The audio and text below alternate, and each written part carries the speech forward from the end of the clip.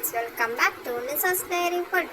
இன்னைக்கு நம்ம வீடியோவில் கடைகளில் கிடைக்கிற அதே மாதிரி சுட சுட பாதாம் மில்க் வீட்டில் எப்படி ஈஸியாக ரெடி பண்ணலாம் அப்படிங்கிறத பார்க்க போகிறோம். இப்போ வாங்க வீடியோக்குள்ளே போகலாம்.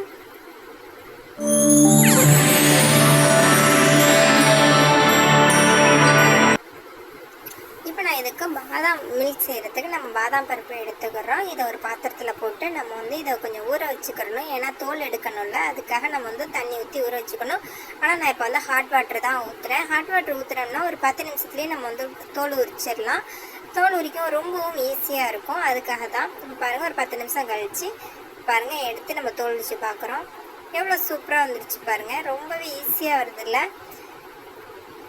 இதே மாதிரி நம்ம எல்லாத்தையும் தோல் உரிச்சு எடுக்கணும். இப்போ நம்ம தோல் உரித்து ஒரு பாத்திரத்தில் எடுத்துக்கலாம்.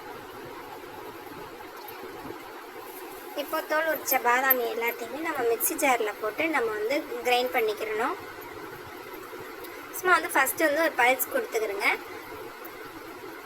இந்த மாதிரி பொடியாக வரும். பல்ஸ் கொடுத்ததுக்கப்புறம் இதில் ஒரு 2 டேபிள் ஸ்பூன் போல் நான் எடுத்து வச்சுக்கிறேன். இது கொஞ்சம் கொரகொரப்பாக இருக்கும்ல, நம்ம பால் சாப்பிட போகுது நல்லா டேஸ்ட்டாக இருக்கும். அதுக்காக நம்ம இந்த மாதிரி எடுத்து வச்சுக்கிறணும். இப்போ இதில் நம்ம ஒரு 2 டேபிள் ஸ்பூன் போல் பால் ஆட் பண்ணிக்கலாம். நான் பசும்பால் தான் இப்போ ஆட் பண்ணுறேன். ஏன்னா இது நல்லா திக்கான பேஸ்ட்டுக்காக அரைக்கணும், அதுக்காகத்தான். இப்போ நம்ம அரைச்சிட்டு பார்க்கலாம். பாருங்கள், எந்த அளவுக்கு நல்லா திக்கான பேஸ்ட்டாக வந்திருக்கு பாருங்கள். நல்லா நைஸாக அரைச்சாச்சு. இந்த மாதிரி அரைச்சிக்கோங்க நீங்களும். இப்போ ஸ்டவ் ஆன் பண்ணி அதில் நம்ம பால் எடுத்து வச்சிடலாம். நம்ம பசும்பால் 1/2 லிட்டர் இருக்கும், அதை நான் எடுத்து வச்சுருக்கேன். இது நல்லா கொதி வருது பாருங்கள், மேலெல்லாம் ஆடை வருதில்ல. நம்ம ஆடையெல்லாம் எடுக்கக்கூடாது, அதிலே தான் வச்சு தான் காய்ச்சணும். அதை உள்ளே எடுத்து விட்டு நம்ம நல்லா மிக்ஸ் பண்ணி விட்டுக்கலாம்.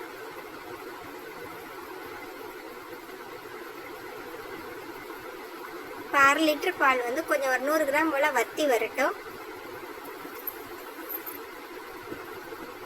ரொம்ப வற்ற விட்றாதீங்க, ஏன்னா நம்ம அந்த பாதாம் பேஸ்ட்டையும் நம்ம சேர்க்க போகிறோம். சும்மா கொஞ்சம் ஒரு 10 நிமிஷத்துக்கு அப்படியே கொதிக்கட்டும். அப்புறமா நம்ம மீடியம் ஃப்ளேம்லேயே வச்சு கொஞ்சம் நேரம் கொதிக்க விடுங்க. இப்போ இதுக்கு தேவையான அளவு நம்ம சுகர் சேர்த்துக்கலாம்.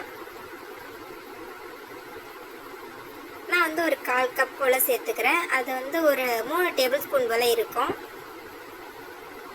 நல்லா சேர்த்துட்டு மிக்ஸ் பண்ணி விடுங்க. இது கொஞ்சம் நேரம் கொதிக்கட்டும்.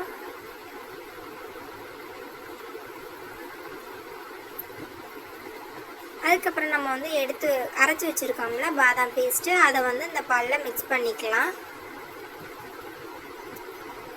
நம்ம மீடியம் ஃப்ளேம்லேயே வச்சுக்கிட்டு தான் எல்லாமே நம்ம போட்டுக்கிட்டு இருக்கோம். ஃபஸ்ட்டு சுகர் சேர்த்தாச்சு, இப்போ பாதாம் பேஸ்ட்டு சேர்த்தாச்சு. இப்போ பேஸ்ட் சேர்த்துட்டு நல்லா கொதிக்க விட்டுக்கலாம். ஒரு 10 நிமிஷத்துக்கு அப்படியே கொதிக்கட்டும். நல்லா இப்படி கொதிக்க போகும்போது நல்லா திக்கெலாம் வந்துடும். ஓரங்களில் இருக்கிற ஆடையெல்லாம் எடுத்து விட்டு நீங்கள் கொதிக்க விடுங்க, அடிப்பிடிக்க விட்டுறாதீங்க. நான் ஒரு 3 ஏலக்காவை தட்டி எடுத்துகிட்டு வந்திருக்கேன் ஃப்ரெண்ட்ஸ். அதையும் போட்டு நல்லா மிக்ஸ் பண்ணி விட்டுக்கலாம். இப்போ நம்ம பாதாம் பவுட்ரு ரெடி பண்ணோம்ல, அதை நம்ம இதில் போட்டுக்கலாம். சும்மா கொரகொரப்பாக எடுத்து வச்சோம்ல ஒரு பாத்திரத்தில், அதை இதில் போட்டு நல்லா மிக்ஸ் பண்ணி விட்டுக்கலாம் ஃப்ரெண்ட்ஸ்.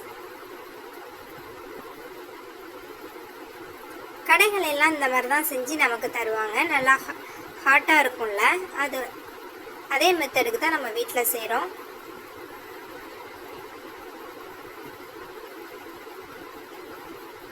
அதே டேஸ்ட் வரணும் அப்படிங்கிறதுக்காக தான் நான் இதை உங்களுக்கு சொல்கிறேன்.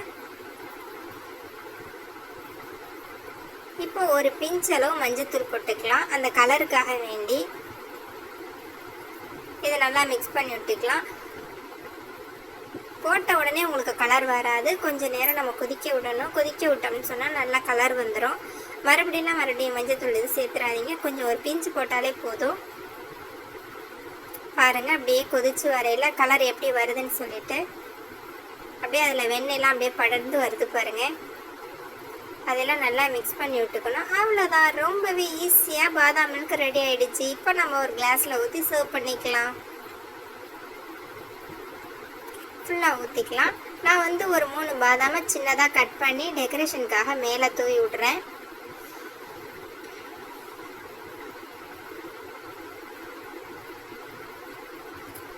அவ்வளோதான் ஃப்ரெண்ட்ஸ், ரொம்பவே ஈஸியாக ரெடி ஆயிடுச்சு. உங்கள் வீட்லேயும் இதை கண்டிப்பாக ட்ரை பண்ணி பார்த்துட்டு எப்படி வந்திருக்குன்னு எனக்கு கமெண்ட் பண்ணுங்கள். இந்த வீடியோ உங்களுக்கு பிடிச்சிருந்தா லைக் பண்ணுங்கள், ஷேர் பண்ணுங்கள், மறக்காம சப்ஸ்கிரைப்